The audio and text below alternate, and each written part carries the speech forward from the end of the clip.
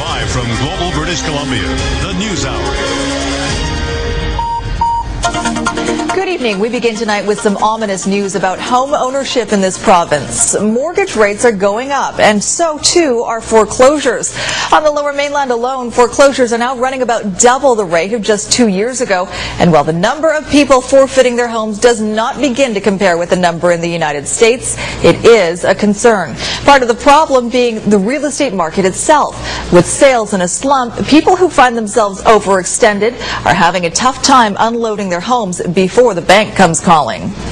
What do I do all day? I look at court orders. There's one. I look at titles. There's one. Bob Rennie may be the king of condos, but you could call Andrew Bury the king of foreclosures. And these days, the Vancouver lawyer is busier than ever. He's even hiring extra staff to help with all the new cases. I would say that mortgage foreclosures today are easily 50% more than they were a year ago.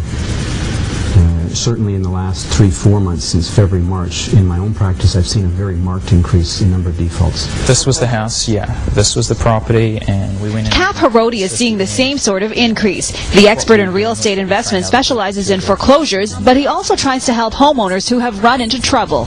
I get in the realm of about 4 calls per week. Harodi says he has seen foreclosure listings double in the last couple of years. If you don't pay your mortgage, you can go into foreclosure. If you don't pay your property taxes, you can be put into foreclosure. If you don't pay your insurance, property insurance, you can be put into foreclosure. And the other main one we see is strata or maintenance fees or condo fees. The owners of this East Vancouver home were in foreclosure last year. With 2 mortgages they just couldn't handle anymore. Their property was assessed at $719,000. It sold for $580,000. And as the housing market slowly cools down, it's getting tougher for homeowners who are maxed out. A year ago in Vancouver, if you wanted to sell your house, it was sold in a matter of days ordinarily, and it's simply not happening. So people have less options to bail themselves out because of the slowdown in sales and because of the decreased number of lenders who are in the market. And there are fewer lenders globally because of the huge foreclosure crisis in the U.S. Many of those mortgage companies used to do business in Canada, too. I've been hearing more and more from my American lender clients that what we have in the United States is going to come to Canada. And until last October, November, I wasn't sure I believed them. But there's no question about it.